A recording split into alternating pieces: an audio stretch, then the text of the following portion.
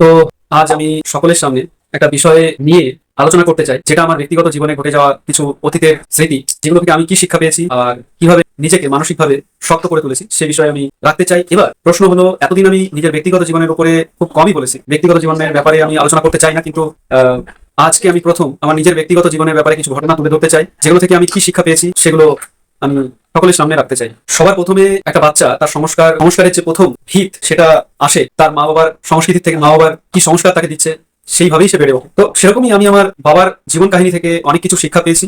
সেই শিক্ষা থেকে আমি নিজেকে কিভাবে মানসিকভাবে এবং মনোবিজ্ঞানের দৃষ্টিকোণ থেকে বা মানুষ চিনতে কিভাবে আমার সুবিধা হয়েছে সেই বিষয়ে আমি আজকে এই সম্পূর্ণ ভিডিওতে রাখতে চাই বা বলতে চাই। তো বিষয়টা হলো, জীবনের সর্বপ্রথম গুরু মা বাবাই হয়ে থাকে, আর পিতার জীবন কাহিনী বোঝার চেষ্টা করলেই জীবনের অনেক রহস্য উদ্ঘাটন হয়। মহাভারতের যুদ্ধ মানুষের মন মস্তিষ্কের মধ্যে এবং মনুষ্য জাতিগোষ্ঠীর মধ্যে তার ক্রিয়া প্রতিক্রিয়া কিভাবে ঘটিত হয় তার বিস্তারিত বর্ণনা এখানে বলার চেষ্টা করব। এটা হলো যে বিষয় সেটা। তো চলুন বিষয় সম্পর্কে বিস্তারিত কিছু বলার চেষ্টা করি। যদিও এই বিস্তারিত বর্ণনা একটা জীবন কাহিনী, সেই কাহিনীকে একটু বিশ্লেষণ করার চেষ্টা করব। সেখান থেকে আমরা বোঝার চেষ্টা করবো যে কিভাবে আমি শিক্ষা নিয়েছি বা একটা মানুষের জীবনে কি কি ঘটতে পারে খারাপ থেকে খারাপ। একটা নিরহ, সভ্য, ভদ্র এবং ভোলা মানুষকে আমাদের মনুষ্য সমাজের অন্তর্গত প্রত্যেকটা ব্যক্তি কিভাবে তার সম্মান আদর আপ্যায়ন করে এবং কেন করে এবং কত দূর পর্যন্ত করে এবং কতক্ষণের জন্য করে সেগুলির বিস্তারিত ব্যাখ্যা, তার কারণ এবং নিবারণের বিশ্লেষণ করা যায়। শুরু করি আমার বাবার জীবন কাহিনী থেকে। শুরু করার আগে কিছু কথা না বললে নয়, সেটি হলো মানুষ বিস্তারিত শুনতে বা জানতে চায় না, তাই তো কোনো স্পষ্টতা ছাড়াই একটা প্রেমহীন অনন্ত প্রতিযোগিতায় ঝাঁপ দিয়ে দেয়। তাই যতটুকু কারণ কোনো ব্যক্তি জানতে চাইবে ততটুকু নিবারণ করার ক্ষমতাও সে নিজের মধ্যে অর্জন করবে। এবার আসি মূল কথাতে। একটা গরিব পরিবারের হয়ে বাবা শুরু থেকেই খেলাধুলাতে ও পড়াশোনাতে উভয়েই যথেষ্ট পারদর্শী ছিল। এবার বলে রাখি, প্রকৃতি প্রদত্ত শারীরিক বা মানসিক গুণধর্ম যদি উৎকৃষ্ট মানের প্রতিযোগিতার অনুকূল হয়, তাহলে ধনী বা গরিব খুব বেশি একটা পাওয়া না পাওয়ার কারণ হয় না। যাই হোক, তার প্রতিভার যোগ্যতা তাকে তার উপার্জনের রাস্তা দেখিয়ে দেয়। তারপর সে বিবাহের প্রস্তুতি নেয়, কিন্তু বিবাহের পূর্ব মুহূর্ত পর্যন্ত তার পরিবারের সকলের চাহিদা তার সামর্থ্য অনুযায়ী পূর্ণ করার চেষ্টা করে।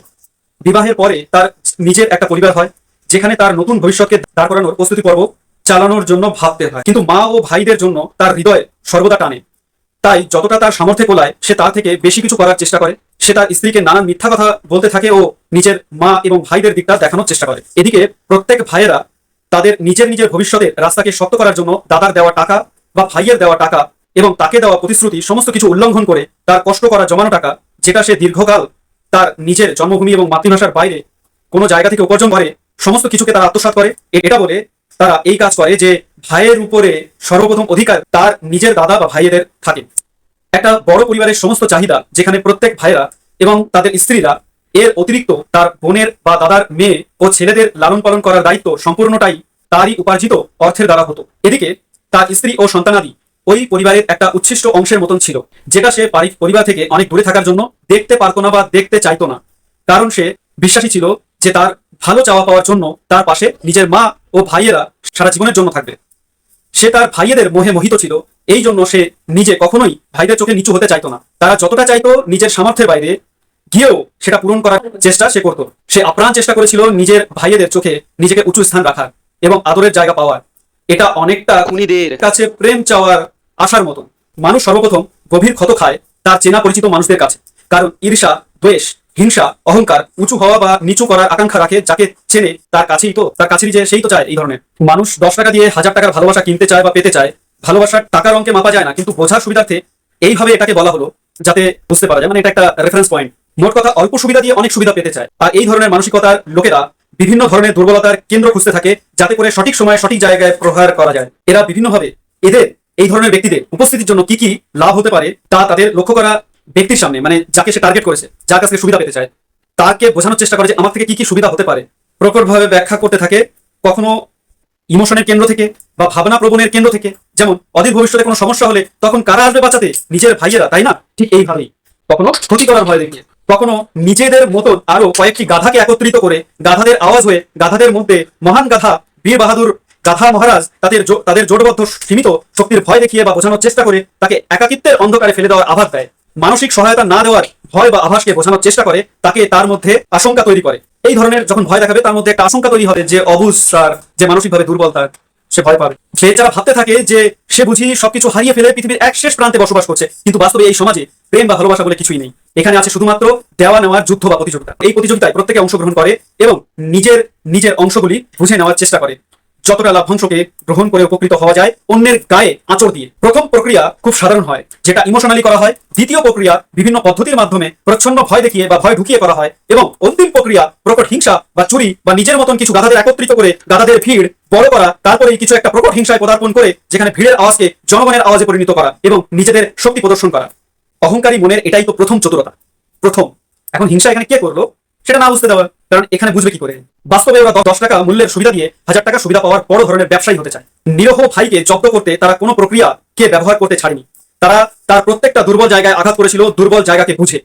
তার দুর্বল কেন্দ্র ছিল সর্বপ্রথম সে তার পরিবার থেকে অনেক দূরে ছিল, তাই সেখানে সে নিজের পরিবারের স্নেহ, মমতা ও ভালোবাসা পাওয়ার আকাঙ্ক্ষী ছিল। দীর্ঘদিন পর অনেক পরিশ্রমের পর যখন কেউ বাড়ির মুখ দেখতে পারে তখন এমনিতেই তার হৃদয় কোমল হয়ে যায়। দ্বিতীয়ত, তার নিজস্ব পরিবারের উপরে মানে স্ত্রী এবং সন্তানাদিদের উপরে কোনোরকম কোনো সমস্যা না হয়, কারণ সে তাদের থেকে অনেক দূরে এবং অলিক কল্পনার গল্প তাদের নিজের দাদা বা ভাইয়েরা শোনাতো, যেটা শুনে সে মোহিত হয়ে এক সোনার সংসারের কল্পনা করত এবং ভাবতো সে সব ভাইয়েরা একসাথে থেকে এক শান্তি ও সুন্দর গোছানো সংসার থাকবে, যেখানে ভালোবাসা ও মমত্ব দুটোই থাকবে। কিন্তু এরকমটা হতে গেলে প্রত্যেকটা ব্যক্তির মধ্যে করুণাবোধ, আধ্যাত্মিক জ্ঞানবোধ ও সততা থাকা অনিবার্য। কিন্তু সেটা কি ছিল? এরা এতটাই নিষ্ঠুর, তার একটি উদাহরণ এখানে আমি রাখতে চাইবো। যখন এই নিরীহ ব্যক্তি ধীরে ধীরে কিছুটা এদের উদ্দেশ্য বুঝতে পারলো, তখন অল্প অল্প করে সরে আসার চিন্তা ভাবনা করার জন্য বাকি ভাইদের সঙ্গে মন কষাকষি এবং তাদের ভেতরে অতিরিক্ত লোভে থেকে উৎপন্ন ঈর্ষা এবং ঈর্ষা থেকে উৎপন্ন ভয়ঙ্কর ক্রোধ এবং ক্রোধ থেকে উৎপন্ন প্রকট হিংসা, যেটা এদের মধ্যে স্পষ্টভাবে লক্ষ্য করা গেছিল। এবং এই হিংসার ফলস্বরূপ প্রচন্ডভাবে কথা কাটাকাটি এবং তারপরে কোনো কারণে এই ব্যক্তির অনুপস্থিতির জন্য তার একমাত্র 7-8 বছরের পুত্রের উপরে, তার দাদা ভাইপোর উপরে এই ধরনের রাগের বহিঃপ্রকাশ হিসাবে গায়ে যত জোর আছে সেই জোরে বেশ একটা শক্ত লাঠি দিয়ে বারংবার প্রত্যাঘাত করতে থাকে। এই আঘাতে তার পিঠে বিভিন্ন জায়গায় ক্ষতবিক্ষত হয়ে যায় এবং ফুলে পিঠের চামড়ার অধিকাংশ জায়গা লাল হয়ে যায় এবং সে যন্ত্রণায় ছটফট করে। ভাইদের মধ্যে এই ধরনের ঘটনার জন্য বড় ধরনের বিবাদ না হয় সেই কারণে তার নিজের মা ওই ছোট্ট নাতিকে কিছু সময়ের জন্য দূরে সরিয়ে রাখে এবং কিছু বলতে বারণ করে। এই ঘটনার পরেও তাদের জ্ঞানচক্ষু জাগ্রত হয় না। এরা এই ব্যক্তিকে ভুলিয়ে ভালিয়ে নিজের শেষ সম্বলটুকু 10 শতক ভিটে জমি পর্যন্ত তারা আত্মসাৎ করে। 3 বিঘে সম্পত্তি বেচে এই সমস্ত ভাইয়েরা তাদের নিজেদের স্বার্থে প্রয়োগ করে। তার স্ত্রীর সঙ্গে বিভিন্নভাবে সমস্যার সৃষ্টি করত এবং এটা দেখানোর চেষ্টা করত যে আমাদের সঙ্গে মিলেমিশে চললে তাহলে এই সুবিধাগুলো পাবি, যে তোর পরিবারের কোনো সমস্যা হবে না। মানে প্রথম সমস্যা তৈরি করে তারপরে ওই সমস্যার ভয় দেখিয়ে তারা তাদের মনোকামনা পূর্ণ করার চেষ্টা করত। এবং ভোলা মানুষের মতন এই ব্যক্তি করেছেও। হয়তো তার স্ত্রীকে বোঝাতে পারেনি যে সে কেন করছে এবং তার ভাইদেরও বোঝানোর চেষ্টা কোনোদিনই করেনি যে সে বাস্তবে কি চাইছে, তাই সে তাদের মনোবাসনা পূর্ণ করত। তারা ভয় দেখাতো, সে মনোবাসনা পূর্ণ করতো। বা সবাই এটা জানেনি, একটা পরিবার ছেড়ে যখন কেউ থাকে বাইরে বিদেশে দীর্ঘকাল সামান্য রুটি রোজগারের জন্য, তো বাড়িতে নিশ্চয়ই তার যে সন্তান, তার যে স্ত্রী আছে সেটা ব্যাপারে সে ভাববেই, তার স্বাভাবিক। তো সে ভয়ও পেত। দুটো টানাপড়ের মধ্যে সে দীর্ঘদিন নিজেকে রেখেছে। একদিকে তার মা বা তার পরিবারের ভাইয়েদের চিন্তাভাবনা, অন্যদিকে তার স্ত্রী এবং সন্তানদের চিন্তাভাবনা, দুটো টানাপড়ার মধ্যে। তার দুঃখ, তার কষ্ট, তার চাওয়া পাওয়া তার নিজের ভাইয়েরা বা তার মা কোনোদিনই না বুঝতে পেরেছে, না সে কোনোদিন প্রকাশ করেছে। এদের প্রত্যেকটা প্রতিশ্রুতি এতটা মিথ্যেতে ভরা ছিল, এতটা স্বপ্নে ভরা ছিল, যেটা তারা প্রয়োগ করেছিল এই নিরীহ ব্যক্তিকে শুষে নেওয়ার জন্য। এবং এরা প্রচন্ড আত্মবিশ্বাসী ছিল, কারণ এরা ভেবে নিয়েছিল যে ব্যক্তির যা কিছুই আছে তার সবটাতেই তাদের অধিকার আছে, কারণ তারা নিজের ভাই। তাই কিছু সময় পরে বলবো যে নিজের ভাই বলে যারা আখ্যা দিত তাদের কর্তব্য কি ছিল বা কি করেছিল তারা তাদের নিজের ভাইয়ের জন্য। বউ ও সন্তান কিভাবে সুরক্ষিত ভাবে থাকবে তার জন্য এই নিরীহ মানুষটি সর্বদাই ভাইয়ের পক্ষে থেকেছে। আর এই দুর্বলতার সুযোগ নিয়ে তারা এটা বলে বা এটা আভাস করিয়ে দিয়েছে যে আমরা প্রত্যেক ভাইয়েরা তোকে আলাদা করে দেবো। আর স্বাভাবিকভাবে মানুষের মাথায় এই চিন্তা ভাবনাই সর্বপ্রথম আসে যে আমি তো তাহলে একাকিত্ব বোধ করবো, নিজের মানুষের আলাদা হয়ে যাবে, ভালোবাসা কোথা থেকে পাবো? এই বিভিন্ন প্রশ্ন মানুষের মস্তিষ্কে জায়গা করে নেয়। কিন্তু সত্যি কথা বলতে ভাইয়েরা বা ভাইদের থেকে আলাদা হয়ে মানুষটি আরো স্বাধীন ও সচ্ছলভাবে নিজেকে জায়গা দিতে পেরেছিল। যে অসুরক্ষার ভয় এবং ভালোবাসা পাওয়ার ইচ্ছে, সেই সম্পূর্ণটা না কোনোদিন কাজে এসেছে, না এর প্রয়োজন পড়েছে। মানুষ এইভাবেই কিছু অলিক কল্পনা মস্তিষ্কের মধ্যে গড়ে তোলে, নিজের মুক্তির পথে নিজেই বাধা হয়ে দাঁড়ায়। যে হয়তো আমার নিজের কাছের মানুষ, নিজের পরিবারের মানুষ আমাকে আজকে হয়তো সাথ দেবে। এই কারণে মুক্তির পথে বাধা। কারণ যখন বুঝে গেছে যে মানুষটা এমন, তার ভাইয়েরা এমন, তার পুরো পরিবার এমন, সেখান থেকে সরে আসার সব থেকে বড় গুরুত্বপূর্ণ কাজ ছিল। যাই হোক, এখানে তার ভুল নয়, এটা তার মনের ভাবনা। এটা প্রত্যেক ছেলে মেয়েই ভাবে, আর প্রত্যেক ভাই বা দাদা তার নিজের ভাই বা দাদাদের উদ্দেশ্যে এটা ভাবে। যাই হোক, ধোঁকা তো আসেই জীবনে। প্রকৃতভাবে নিজের আত্মীয় স্বজনকে বুঝতে পারলে আশপাশের পাড়া প্রতিবেশীকেও বোঝা যায়। কারণ যখন নিজের মানুষই এরকম চিন্তা ভাবনা রাখে, তো যারা পাড়া প্রতিবেশী তারা তো আরো বড় প্রতিযোগী, তারা কি করে ভালো হবে। এর তুলনায় যাদের সঙ্গে নতুন ভাবে পরিচয় করা যায় তাদের মধ্যে ঈর্ষার কোনো কারণ থাকে না, তাই তারা অনেক সহযোগী হয় তুলনামূলকভাবে। প্রত্যেকের মানসিকতাকে খুব স্পষ্টভাবে বোঝা যায়, তার দুর্বল সময়ের কে তার দুর্বলতার সুযোগ নিচ্ছে, চাই সেটা প্রত্যক্ষভাবে অথবা পরোক্ষভাবে, চাই সেটা প্রকটভাবে অথবা প্রচ্ছন্নভাবে। যাই হোক, আবার পুনরায় সেই কথাতে আসি। কর্মক্ষেত্র থেকে বিরতি নেওয়ার পর যে অতিরিক্ত এককালীন টাকা তাকে দেওয়া হয়, এই নিরীহ ব্যক্তি যে এককালীন অতিরিক্ত টাকা পায় সেটুকু তার শেষ সম্বল ছিল নিজের জন্য বা নিজের পরিবারের জন্য কিছু করার। সেখানেও তার ভাইরা এই অধিকার নিয়ে তার সামনে দাবি করে যে যেহেতু তারা নিজের ভাই, অতএব তারাও এই টাকার অংশীদার। বিশেষ করে সব থেকে ছোট ভাই সে বলে ওঠে যে যেহেতু আমি ছোট, অতএব এই টাকার উপরেও আমার অধিকার আছে। ভাইদের মধ্যে এই ধরনের মানসিকতা, এটা মহাভারতের যুদ্ধের থেকে আলাদা কিছু নয়। কিছু মানুষ এই নিরীহ মানুষটার পক্ষে থাকে ঠিকই, কিন্তু অধিকাংশ মানুষ যেদিকে ভিড় বেশি বা দল বড় বা ভারী, সেদিকেই মানুষ নিজের স্বার্থে ঝুঁকে যায়। কারণ দুর্বলের পাশে মানুষ তখনই দাঁড়ায় যখন সে অত্যাধিক দুর্বল, এবং কিছু মানুষ হয় তার পাশে নিজের কিছু স্বার্থের জন্য দাঁড়ায়, অথবা বাস্তবে কিছু মানবিকতার কেন্দ্র থেকে যদি কেউ দাঁড়ায়, হয়তো তাকে দেখে ওই দুর্বলের পাশে দাঁড়ায়। কারণ ভিড় যেদিকে অধিকাংশ মানুষ চলেও সেই দিকে, কারণ প্রত্যেককে নিয়ে চিন্তিত। মানবিকতার কেন্দ্র থেকে খুব কম মানুষই দাঁড়ায়। উদাহরণস্বরূপ দেখা যায় যে দুর্বলের পাশে দাঁড়ানোর সংখ্যা 1000টি সহৃদয় মানুষ, তো তাহলে তার মধ্যে একটি হয়তো মানবিকতার কেন্দ্র থেকে দাঁড়িয়েছে, মানে 1000 অনুপাতে 1, মানে 1000:1 রেশিওতে। এবার এখানে বলি, যাকে দেখে কোনো ব্যক্তি তার পাশে দাঁড়াবে তাকেও প্রভাবশালী হতে হবে, কারণ মানুষ দুর্বলের পাশে বাস্তবে দাঁড়ায় না, কিন্তু পরোক্ষভাবে যদি কেউ দাঁড়ায় তো লাভের জন্যই দাঁড়ায়। নিরীহ মানুষটিকে বুঝতে পেরে তার নরম হৃদয়ের ভোলা মানসিকতাকে নিজের সাথে প্রত্যেকে ব্যবহার করেছে, এবং এই মানুষটির সঙ্গে সেই সমস্ত ব্যক্তি যুক্ত হয়েছে যারা তাকে ব্যবহার করতে চেয়েছে। ভোলা মানুষ কখনো অত গভীরভাবে না ভাবতে পারে, না বিশ্লেষণ করতে পারে, আর তাই সেই কারণে সে ভাবতেও পারেনি যে তার দুর্দিনে, তার অসময়ে এইভাবে তারা কেউ তার পাশে থাকবে না। যাকে দিয়ে দরকার ছিল, এই মানুষটার যতদিন কাজের ছিল আর কি, সেই দরকার যখন শেষ হয়ে গেল, তখন সেই দরকারের মূল্য শূন্য হয়ে গেল। যখন সব থেকে বেশি সাহায্যের দরকার ছিল, তখন সবচাইতে বড় সমস্যা মাথা চাড়া দিয়ে উঠলো। প্রত্যেকটা আত্মীয় স্বজন, বন্ধু বান্ধব একে একে সবাই দূরে সরে যেতে লাগলো। দীর্ঘ বছর ধরে রাজ্যের বাইরে কাটানোর পর সে যখন তার নিজের গ্রামে ফিরে আসে, তখন সে অন্যভাবে নিজেকে গড়ে তোলার চিন্তা ভাবনা করে, এবং এখান থেকে শুরু হয় জীবনের এক দ্বিতীয় অধ্যায়, বেঁচে থাকার লড়াই। সে ব্যবসা করে নিজেকে একটা জায়গায় দাঁড় করানোর তীব্র প্রচেষ্টা করে, তার সুস্থ শরীর থাকা পর্যন্ত। কিন্তু তার ভোলা মানসিকতা ও ভোলা হৃদয়ের জন্য প্রত্যেকে তাকে ব্যবহার করেছে, যতটা তাকে শোষণ করা যায়। কারণ প্রত্যেকের ভাবনা একই, যেটুকু আসছে মানুষকে ঠকিয়ে বা যেভাবে আসুক না কেন, সেটাকে ছাড়বো কেন। ব্যবসা শেখার খাতিরে সে তার জীবনের যতগুলি মানুষের সাথে যুক্ত হয়েছে, প্রত্যেকে তাকে শেখানোর থেকে শোষণ বেশি করেছে, এবং ব্যক্তিটি শোষিত হয়েছেও। খাবারের কাছে বা বিশেষ করে মধুর কাছে মৌমাছি বা মাছি ভন করবেই সেই খাবারের আশেপাশে। তেমন যারাই এই ভোলা মানুষের সংস্পর্শে এসেছে, তারা প্রত্যেকের স্বার্থ নিয়ে তার সামনে রেখেছে, এবং এই কারণে এই ব্যক্তিটির আশেপাশে একটিও সৎ ব্যক্তি ছিল না। এই সমাজে সৎ ব্যক্তি তো পাওয়া যাবেই না, এটা তো ঠিকই। যাই এই ব্যক্তিটি তার কাছে জড়ো করেছে, সবগুলোই নোংরা আবর্জনা ছিল এবং ভয়ঙ্কর ভাইরাস ছিল। সামান্য 10 টাকা লাভের জন্য সারা জীবন ওর পেছনে ঘুরে বেরিয়ে নিজের ক্ষতি ছাড়া আর কিছুই সে করেনি। 10 টাকার জায়গায় 1000 টাকা হারিয়েছে। হাজারো অসৎ সঙ্গের তুলনায় একটা সৎসঙ্গ অনেক বেশি দামি, কারণ জীবন বাঁচার লক্ষ্যই হলো শান্তিপূর্ণ ও পবিত্র মন। এমনটা কখনোই নয় যে সৎসঙ্গ পাওয়া যাবেই, কারণ এই যুগে অন্ততপক্ষে আর এই সমাজ ব্যবস্থায় অন্ততপক্ষে সম্ভব নয়। তাই যতটা পারেন নিজেকে স্বনির্ভর করো এবং দুটো রুটি খেয়ে থাকো, কিন্তু কারোর দ্বারস্থ হলো না, কারণ সারা জীবন গোলামি শেকলে গলায় ঝুলিয়ে রাখতে হবে, পায়ে পড়ে থাকতে হবে, হাতে জড়িয়ে রাখতে হবে। আর এইভাবে যদি মুক্ত জীবন বাঁচতে পারো, তাহলে দুটো রুটি খেয়েও শান্তিতে ও রাজার মতন বাঁচা যায়, বুক ফুরিয়ে থাকা যায়। মানুষ ভাবে যে আমি তো নিজেই খারাপ আর খারাপ হয়েও গেছি, তাহলে আর উপায় কি, খারাপেরই সঙ্গ করি, তাই তাদের কাছে সঠিক এটা মনে করে। কিন্তু এভাবে কি শান্তি ঘরে ফিরবে? আমি চুরি করি, আমি ঈর্ষা করি, আমি কারো ক্ষতি করি, আমি কাউকে ঠকাই, তাতে উপকৃত তো অন্তিমে আমিই হচ্ছি, এটাই অধিকাংশ মানুষের চিন্তা ভাবনা। কিন্তু এটা করতে গেলে মস্তিষ্কে কি ধরনের চিন্তা ভাবনা গড়তে হয় এবং কি ধরনের চিন্তা ভাবনা নিয়ে অধিকাংশ সময় কাটাতে হয়, সেটার উপরে কোনো ভ্রুক্ষেপ কারণ নেই। কারণ সবার আগে যে কারণে আমরা এই প্রকৃতিকে বা এই পৃথিবীকে বুঝতে পেরেছি বা দেখতে পেরেছি, এবং যার কারণে নিজের সঙ্গে বাইরের প্রকৃতি তুলনা করতে পারছি, এবং যেখান থেকে নিজের প্রকৃতির ব্যাপারে ধীরে ধীরে স্পষ্ট হওয়ার চেষ্টা করছি, আর যেটি এই চেষ্টা করাচ্ছে সেই যে কারক, সেটাই হলো আমাদের চেতন শক্তি, আমাদের চেতনা। আর এই চেতনাকেই যখন ভ্রষ্ট বা বিভ্রান্ত বা অস্পষ্ট, তখন সে বাঁচার মানে হারিয়ে ফেলে, নিজের অস্তিত্বকে ভ্রান্তিপূর্ণ স্থিতিতে রেখে দুঃখী ও ভয়ভীত হয়ে বিভিন্ন অস্বাভাবিক স্থিতিতে নিজেকে নিয়ে গিয়ে ঈর্ষা, অহংকার, হিংসা, ক্ষোভ ধারণ করে নিজের চেতনার বাস্তবিক স্বভাবকে মেরে ফেলে। আর এই কারণে দেখা যায় এরা শান্তিকে বুঝতে যেহেতু পারে না, তাই প্রত্যেকটা সময়ে এদের মস্তিষ্ক অশান্ত থাকে, যেটা তাদের ভেতর থেকে উত্তপ্ত করে। আর এই ধরনের মানুষের মধ্যে বিন্দু মাত্র কোনো প্রেম ভালোবাসা জন্মাতে পারে না। মানে অনুর্বর জমিতে বীজ রোপণ করলে সেই বীজ থেকে গাছ জন্মাতে পারে না। আর এই কারণে যতটা এদের থেকে দূরে থাকা যায় ততটাই ভালো তাদের জন্য, যারা এই বিষয়ে বোঝে।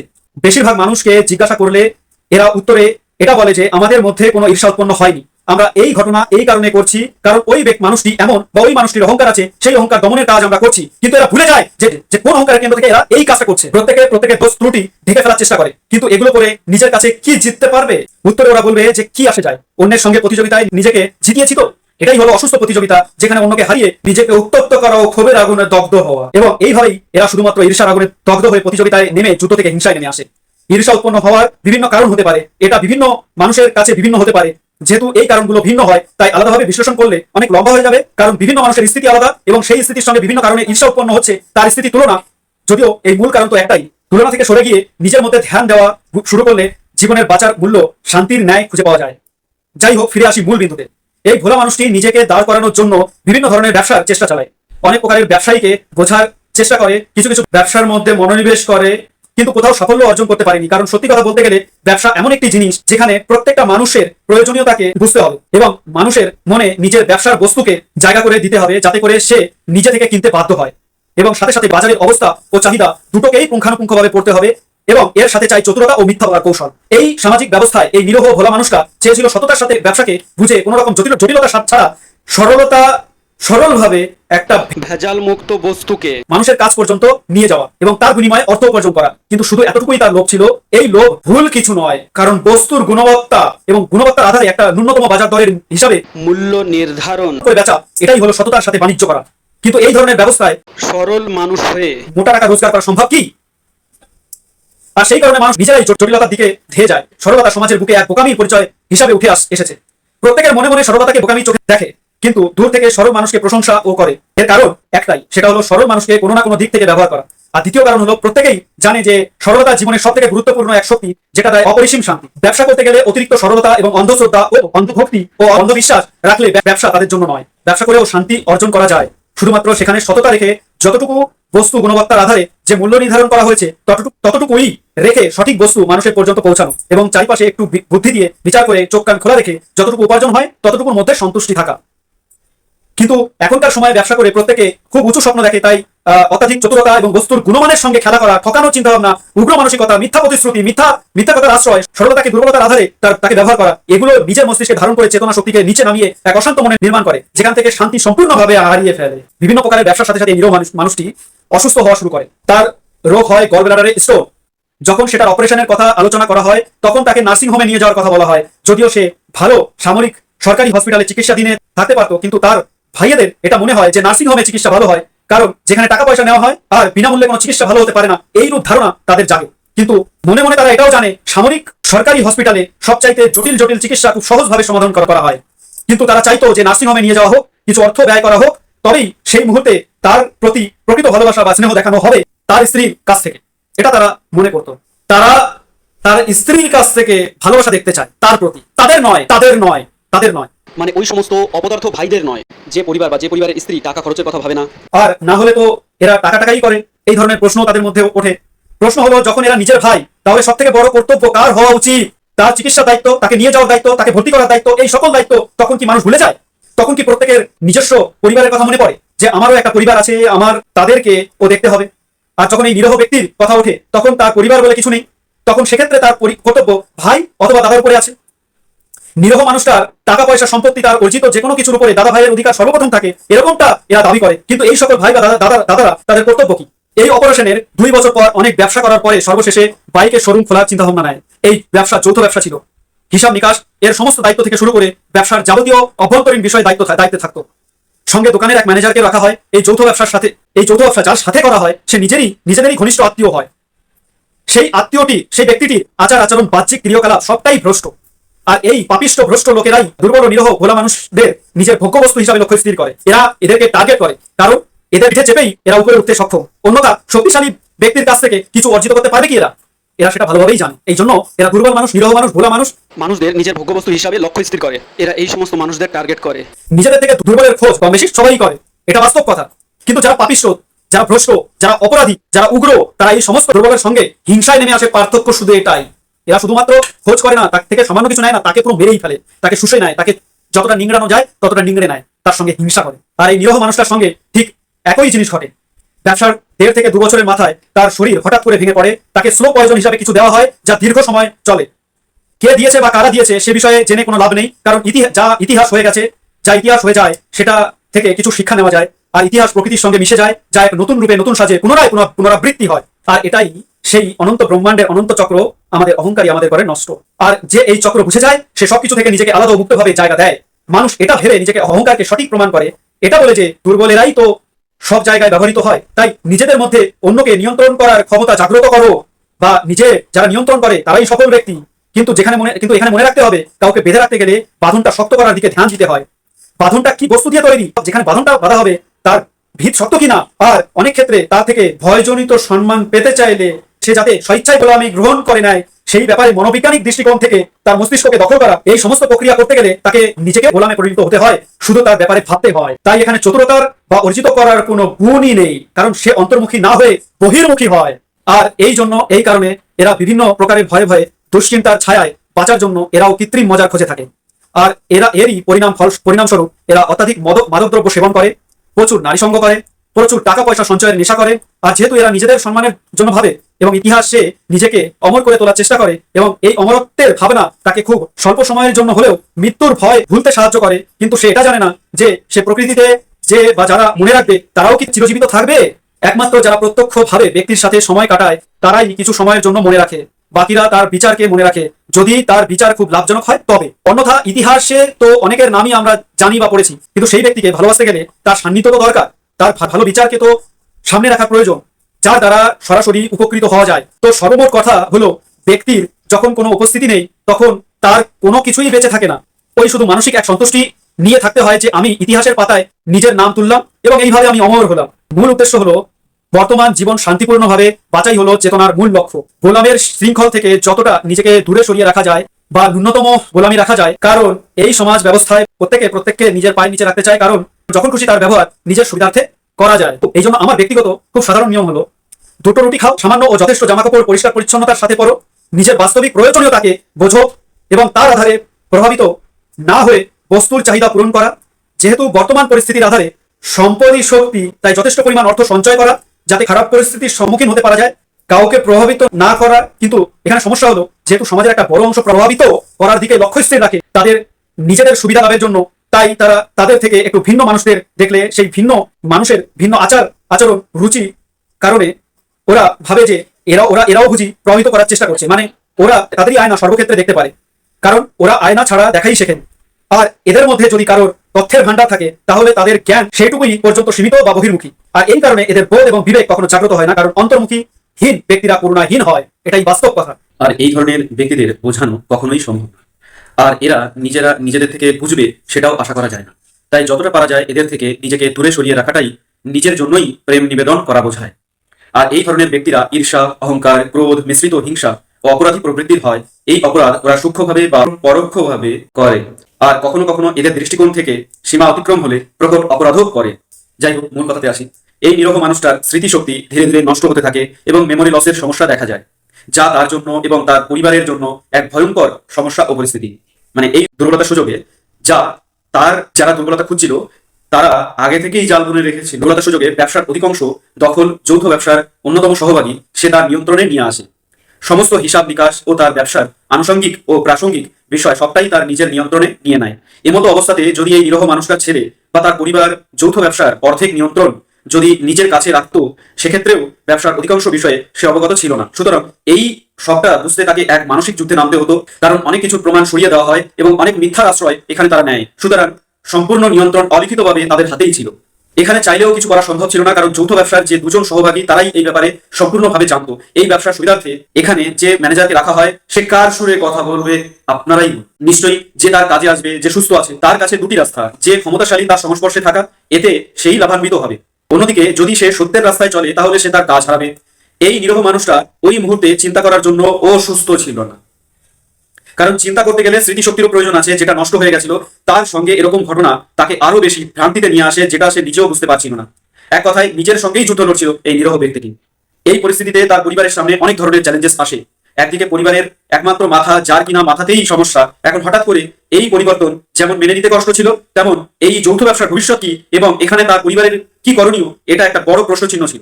আর্থিকভাবে সম্পূর্ণভাবে তার পরিবার তারই উপর নির্ভর ছিল। সামান্য কিছু টাকা দিয়ে পুরো পরিবারের মাসিক ব্যয় ও তার ছেলে মেয়ের পড়াশোনার উপরে ব্যাপক খরচা, এই দুটোকেই সামলানো এক বড় চ্যালেঞ্জ ছিল পরিবারের সামনে। এই মুহূর্তে পরিবারের সমস্ত দায় দায়িত্ব তার স্ত্রী নিজের হাতে তুলতে বাধ্য হয়, যেটা তার স্ত্রী আগে কখনো করেনি, যার ব্যাপারে তার কোনো অভিজ্ঞতা ছিল না। মানসিক যুদ্ধ থেকে শুরু করে আর্থিকভাবে পরিবারকে পুনরায় দাঁড় করানোর সম্পূর্ণ দায় দায়িত্ব তার স্ত্রীর মাথার উপর ছিল, কারণ এখনো পর্যন্ত তার দুই ছেলে মেয়ে বেকার। আর তার ছেলে মেয়েরা যাতে কোনো রকম ভাবে মানসিকভাবে ভেঙে না পড়ে এবং মন দিয়ে পড়াশোনাটা যাতে চালিয়ে যেতে পারে, সেজন্য তার স্ত্রী নিজেকে অনেক বেশি মানসিকভাবে শক্ত আছে সেটা ছেলে মেয়ের সামনে দেখানোর চেষ্টা করে, কিন্তু মন, মস্তিষ্ক এবং শরীর সবটাই দুর্বল হয়ে আসে ভেতর থেকে। এ যেন এক নিজের সঙ্গে বিস্তর যুদ্ধ। কারণ সত্যি কথা বলতে, দেশের প্রধানমন্ত্রী বা রাষ্ট্রপতি যখন পড়ে যায় তখন সমগ্র দেশ অরাজকতার অন্ধকারে ছেয়ে যায়। দেশ তো অনেক মানুষের সমষ্টি, তাই সেখানে প্রত্যেকটা মানুষকে বোঝানো এবং সেগুলোর পেছনে মনোবৈজ্ঞানিক দৃষ্টিকোণ জানানো সম্ভব নয়, কারণ এখানে প্রত্যেকটা মানুষ প্রত্যেকেই অন্ধত্বের মতন প্রভাবিত করার চেষ্টা করে। তাই বিভিন্ন মতাদর্শের লোক, বিভিন্ন বিচারধারা এবং বিপুল জনসংখ্যা থাকলে সেরকম দেশ কখনোই একটা শক্তিশালী সরকার ছাড়া নিয়ন্ত্রণ করা সম্ভব নয়। কিন্তু যেখানে যেখানে যত জনসংখ্যা কম হবে এবং মনোবৈজ্ঞানিক দৃষ্টিকোণ খুব স্পষ্ট হবে এবং স্বল্প বিচারধারা যেখানে স্থায়ী হবে, সেই রকম পরিস্থিতিতে বা পরিবেশে বা দেশে বা পরিবারে যেখানে একই বিচারধারা এবং একই উদ্দেশ্য থাকে, সেখানে পরিবারের মাথা পড়ে গেলেও পরিবারের বাকি সদস্য শক্ত হয়ে দাঁড়ানোর শক্তি নিজের মধ্যে অর্জন করে। এই মুহূর্তটা এমন ছিল যেমনটা কিনা পাহাড়ের উচ্চতম বিন্দু থেকে পাহাড়ের পাদদেশে বয়ে যাওয়া নদীর নিচে ঝাঁপ দেওয়ার মতো, এবং নদী থেকে পাহাড়ের উচ্চতা যত বেশি হবে নিচে পড়ে যাওয়ার আঘাতও ঠিক ততটাই ব্যথা অনুভব করবে, আর যে নদীর জলপৃষ্ঠ যত কাছে থাকবে সেই আঘাত ততটাই কম পাবে। আর এই কারণে যারা আর্থিকভাবে একটা সময় মোটামুটি একটা জায়গায় ছিল, তারা যখন ঝাঁপ দিয়ে নিচে পড়ে ব্যথাও তারা অধিক অনুভব করে। আর ঠিক এই কারণে এই ধরনের পরিবারের মধ্যে থেকেই মুক্ত মানুষের বা সৎ মানুষের বা আদর্শ মানুষের জন্ম হয়। আর এরকম উদাহরণ আমাদের সমাজে অনেক আছে, যেমন স্বামী বিবেকানন্দ, নেতাজি সুভাষচন্দ্র বসু, গৌতম বুদ্ধ, মহাত্মা গান্ধী, রাজা রামমোহন রায়, রবীন্দ্রনাথ ঠাকুর, আরো অনেকে যাদের নাম নিতে গেলে শেষ হবে না। এবং এই ধরনের ব্যক্তিদের সংখ্যা বেশি। আমি এটা বলতে চাইছি না যে গরিব পরিবার থেকে মুক্ত মানুষ বা সৎ মানুষ বা আদর্শ মানুষ জন্ম নেয়নি, কারণ তীব্র ব্যথা এবং তীব্র দুঃখ এগুলি মানুষের মধ্যে সর্বপ্রথম জিজ্ঞাসার উৎপত্তি ঘটায়। আর তাই আধ্যাত্মিকতার প্রথম সিঁড়ি হলো এটা, জীবনের মধ্যে নিজের সম্বন্ধে জিজ্ঞাসা এবং নিজের সঙ্গে বাইরের বিষয়ের সঙ্গে প্রতিক্রিয়া সম্পর্কের ব্যাপারে তীব্র জিজ্ঞাসার উৎপত্তি ঘটিয়ে মানুষ অত্যাধিক মানসিক জটিলতা থেকে মুক্তি পায়। আর সেই কারণে এটাকে মুক্তির দরজা বলা হয়। অন্যদিকে তত সময় পর্যন্ত জিজ্ঞাসা উৎপন্ন হয় না যত সময় পর্যন্ত আমরা বড় ধরনের মানসিক আঘাত পাই না। অধিকাংশ মানুষ মনের মধ্যে এই নিরহ মানুষটার এই অবস্থার জন্য সহানুভূতির জায়গায় উৎসব শুরু করে। তারা এই ধরনের উৎসবে মাতোয়ারা থাকে যে সামনের এই ব্যক্তিটার এবং তার সম্পর্কিত তার পরিবারের সকলের অহংকার মাটিতে মিশে যাবে। যারা অহংকার দমনের প্রত্যাশায় আনন্দিত হয়, তারা কি সফলতার পতাকা উত্তোলন করেছে? এই আনন্দ তাদেরও অহংকারের প্রতিফলন। এটা দমন কিভাবে হবে আর কে করবে? অহংকার দমনের চেষ্টা এবং নিজেরই সুপ্ত অথবা প্রকট অহংকারকে না দেখতে পাওয়া, দুটি মুক্তির পথে তীব্র বাধা। আর এই কারণে মানুষ শান্তি খুঁজে পায় না, নিজের ভেতরে এক অস্থিরতা সর্বক্ষণ তাকে বাইরের দিকে ধাবিত করায়। আর এই কারণেই তো সে বিভ্রান্ত হয়ে এলোপাথারি ছুটতে থাকে কোথায় গিয়ে একটু শান্তি পাবে। কিন্তু এই শান্তির আড়ালে অন্যের অহংকার দমনের চেষ্টা ও অন্যের অহংকারের ব্যাপারে সর্বক্ষণ ভাবতে থাকা ও সমালোচনায় অংশগ্রহণ করা। কিন্তু অন্যের অহংকার দমনের পর কি দমন হয়ে গেল, তারপরে কি? কেনই বা অহংকার দমনের চেষ্টা? এর একটাই কারণ, সেটা হলো নিজেকে বাকি 10 জনের মধ্যে একজনকে বের করে দিয়ে দশম স্থান অধিকার করা এবং এইভাবে প্রতিযোগিতায় অংশগ্রহণ করা, নিজেকে উচ্চ স্থানে দেখা এবং দেখার চেষ্টা। এই ধরনের ব্যক্তিরা সর্বক্ষণ দর্শকের দৃষ্টি দিয়ে নিজেকে প্রমাণ করতে চায় বা দেখতে চায়। মোট কথা, এদের কাছে দর্শকই হলো সবচেয়ে বড় আয়না, যে আয়নার মধ্যে নিজেকে এসে দেখতে চায় বা অনুকরণ বা নকল করতে চায়। এই কারণে এটা কখনোই শান্তিকে নিজের জীবনে স্থান দিতে পারে না এবং এই কারণেই এরা উগ্র এবং অশান্ত। এরা নিজের সঙ্গে সঙ্গে অন্যেরও ক্ষতি করে ফেলে এবং সত্য বা সঠিক রাস্তা এদের কাছে সব থেকে ভয়ঙ্কর, কারণ এই রাস্তা এদেরই চেহারা দেখায় তাদেরই আয়না দিয়ে সুস্পষ্ট রূপে। সত্য যখন আয়না না হয়, দর্শক তখন আয়নার স্থান নেয়। যাই হোক, তার স্ত্রীর সামনে দুটো ছেলে মেয়ের ভবিষ্যৎ নিয়ে ভাবা, প্রত্যেককে নতুন ভাবে বাঁচার দিক খুঁজে বের করা, যে টাকা পয়সা ব্যবসায় নিবেশ হয়েছে সেগুলো তুলে নেওয়ার ব্যাপারে ভাবা, পরিবারের এক আপনজন যাকে বাঁচানোর মিশন, সব মিলিয়ে মানসিকভাবে প্রচন্ড চাপে থাকা। এত চাপে থাকা সত্ত্বেও এই সমস্ত কিছু অতিক্রম করে পুনরায় পরিবারের প্রত্যেক সদস্যের নিজের পায়ে চলতে শেখা, আর এই সমস্ত কিছুর পেছনে নিরহ মানুষটার স্ত্রীর যোগদান অবিস্মরণীয়। পরিবারের পেছনে এই মুহূর্তে ভাবার জন্য একমাত্র একজনই ব্যক্তি ছিল, কারণ ছেলেমেয়েরা শুধু মুখ তুলে মা বাবার দিকে তাকিয়ে থাকা ছাড়া আর কোনো উপায় ছিল না। কারণ একটা ছোট্ট সংসারে যাবতীয় বিষয়গুলি সম্পর্কে তারা কতটুকুই বা জানত। ছোট থেকে বড় সিদ্ধান্ত সবটাই মা বাবাকেই নিতে হয়, বাচ্চাদের সুরক্ষিতভাবে বড় করে তাদের জায়গা তাদের ধরিয়ে দেওয়ার জন্য। পরিবারের এরকম অস্থির অবস্থার সময় সমস্ত আত্মীয় স্বজন, সমস্ত বন্ধু বান্ধব যাদের পরিচয় এই নিরহ মানুষটার সাথে ছিল, প্রত্যেকেই একে একে দূরে সরে যেতে থাকে। এখন প্রশ্ন উঠতেই পারে, প্রত্যেকটা মানুষ দূরে সরে গেল কেন? তাহলে নিশ্চয়ই এই পরিবারেরই কোনো সমস্যা ছিল। না কোনো বিবাদ, না কোনো ঝগড়া, এবং এই নিরহ মানুষটাকে প্রত্যেকে ভালো জানতো, কারণ তাকে খুব সহজেই ব্যবহার করা যেত। কিন্তু তারাও দূরে থেকে শুধু সংঘর্ষ করতে দেখেছে, এবং সত্যি কথা বলতে পরিবারের বাকি সদস্যদের সংঘর্ষ করা দেখে তারা এটা ভেবে আনন্দিত হচ্ছিল যে এখন এদের গর্ব চূর্ণ হবে, আর সাহায্যের হাত বাড়িয়ে দিলে গর্ব তো গর্বই থেকে যাবে। অনেকে এই ভয় আসেনি যে সাহায্যের হাত বাড়িয়ে দিলে নিজেরই তো সময়ের অপচয় হবে, অর্থের অপচয় হবে ও শক্তির অপচয় হবে। এই হচ্ছে বন্ধুত্ব, এই হচ্ছে আত্মীয়তা, যার পরিচয় খারাপ সময় সঠিকভাবে পাওয়া যায়, উপকার নেওয়ার সময় বা ভবিষ্যতে উপকার পাওয়া যাবে এই আশায় যারা যারা তার সঙ্গ দিচ্ছিল, তারাই যখন দেখলো আর উপকৃত এই নিরহ ব্যক্তির মাধ্যমে পাওয়া যাবে না বা হওয়া যাবে না, কারণ সে নিজেই অসুস্থ, তখন এক এক করে প্রত্যেকে তাকে ভুলে যাওয়াই শ্রেষ্ঠকর মনে করে। সমাজ থেকে এই ধরনের শিক্ষা পেতে পেতে অনেক ক্ষেত্রে অভ্যস্ত হয়ে যায় তার পরিবারের প্রত্যেক সদস্যরা। সমাজের এরূপ ব্যবহার এবং এরূপ মানসিকতা, মানসিক অবস্থান এর ব্যাপারে শাস্ত্রে উল্লেখিত মনোবৈজ্ঞানিক দৃষ্টিকোণ একই কথা বলে। শাস্ত্রের কথা এই কারণে বললাম, কারণ এটা লেখা হয় হাজার হাজার বছর আগে। তখনও সমাজের একই ধরনের প্রতিক্রিয়া ছিল, যার কোনো পরিবর্তন আসেনি। পরিবর্তন হয়েছে শুধু মানুষের জীবনযাত্রার মান, বস্তু প্রাচুর্য এবং আধুনিকরণ, কিন্তু মনস্থিতি যেমন ছিল এখনো তেমনই আছে। প্রত্যেকটা নিকটস্থ আত্মীয়, বন্ধু বান্ধব মনে প্রাণে চাইছিল যে এই ব্যবসায় যে পরিমাণ টাকা পয়সা বিনিয়োগ করা হলো সেটা কোনোভাবেই যাতে না পায়, এবং এই কারণে তাদের কাছে কিছু কিছু ব্যক্তি যারা মীমাংসায় অংশগ্রহণ করে তারাও সঠিকভাবে মীমাংসা করতে অক্ষম হয়, কারণ তারা মন থেকে চাইছিল না, শুধু উপরে উপরে নিরহ ব্যক্তিটির সাথে আছে বা তার পরিবারের সাথে আছে এটা দেখাচ্ছিল, প্রদর্শন মাত্র।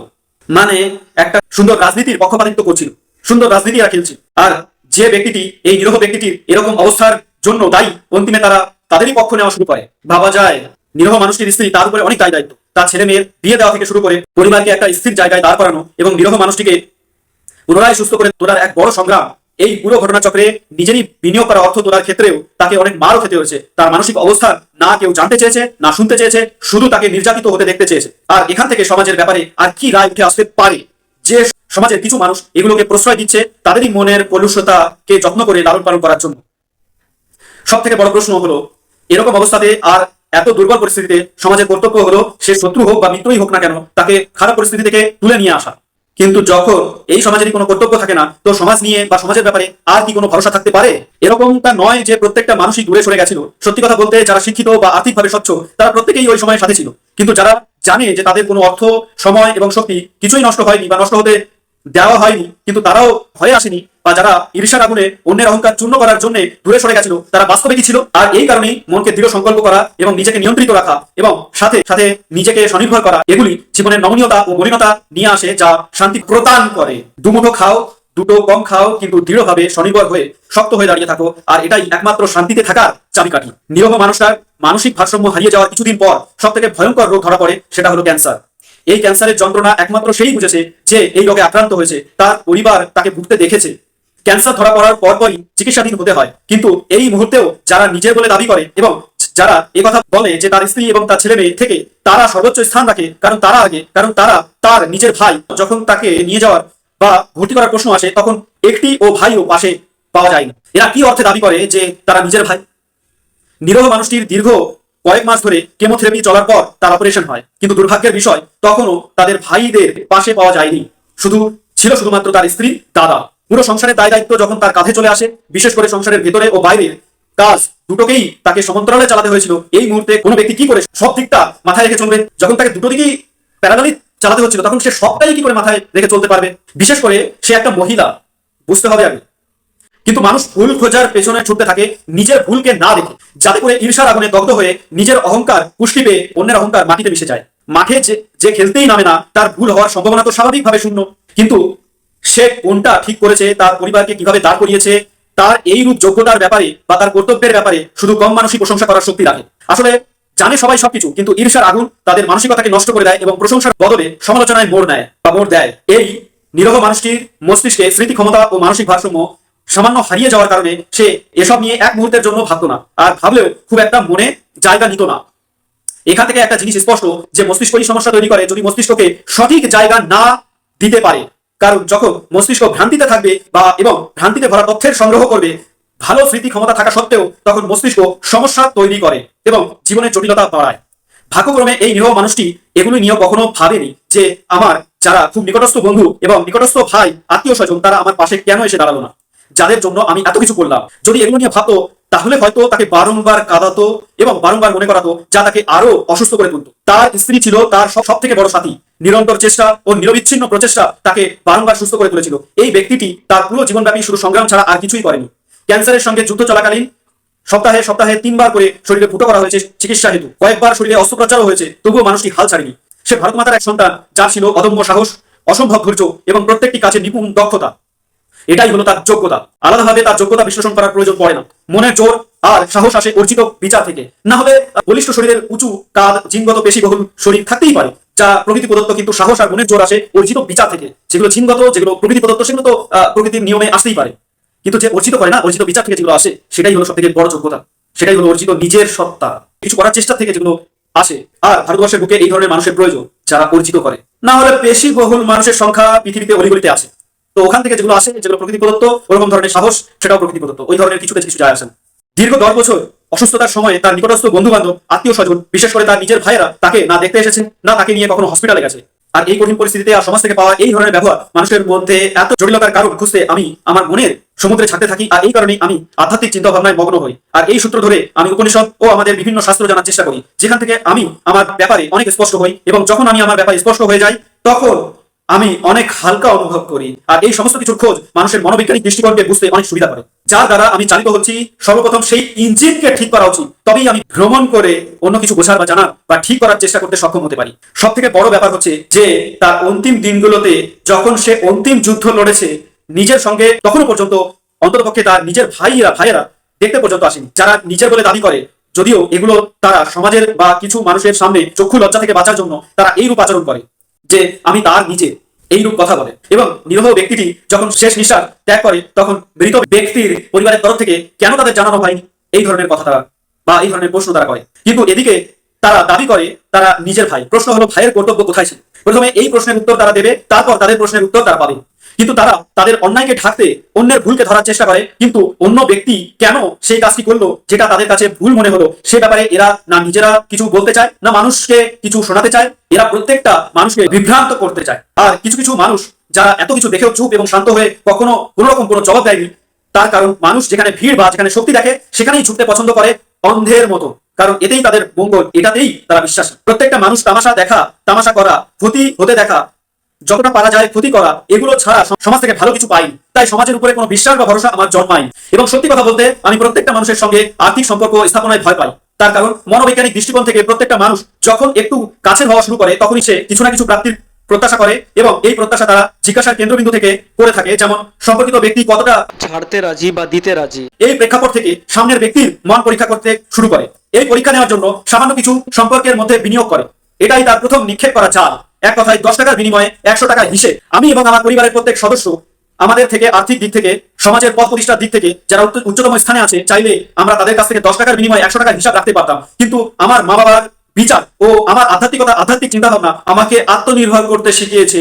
2 টাকার বিনিময়ে আমি বাঁচতে চাই না, এটাই আমার ধর্ম বলে। আমার কাছে মানুষের মনুষ্যত্ব, তার আচার ব্যবহার অনেক বেশি গুরুত্বপূর্ণ। এক্ষেত্রে যদি সে আর্থিক দিক থেকে সচ্ছল হয় বা আমাদের থেকে উচ্চতম স্থানে থাকে, সেক্ষেত্রেও ভালো ব্যক্তি হলে উল্টে তাকে আমি আরো সাহায্য প্রদান করতে চাই। এটা বিভিন্ন মাধ্যম থেকে হতে পারে, এমনটা নয় যে শুধুমাত্র আর্থিক দিক থেকেই হতে হবে, কারণ সে আর্থিক সম্পত্তির দিক থেকে শুরু থেকেই সমৃদ্ধ আমার তুলনায়। আমি এবং আমার পরিবার খুব কম মানুষকে পাশে পেয়েছি যাদের চিন্তা ভাবনা সাহায্য করার প্রতি ছিল।